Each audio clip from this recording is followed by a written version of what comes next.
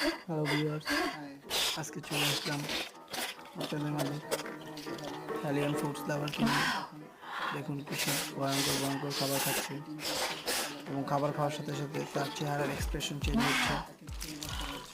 দেখুন কি ভয়ঙ্কর খাবার, মাথার মজক, ব্লাড, টিথ, তার এক্সপ্রেশনের পরিবর্তন আসে এগুলো খেলে। এখন খাচ্ছে সে ভয়ঙ্কর একটি খাবার খাবে এবং একটা মানুষের ফিঙ্গার, তারপর খুবই ভয়ঙ্কর জিনিস রব টব কিছু হবে মানুষের। এটা ব্লাড ব্লাড খাচ্ছে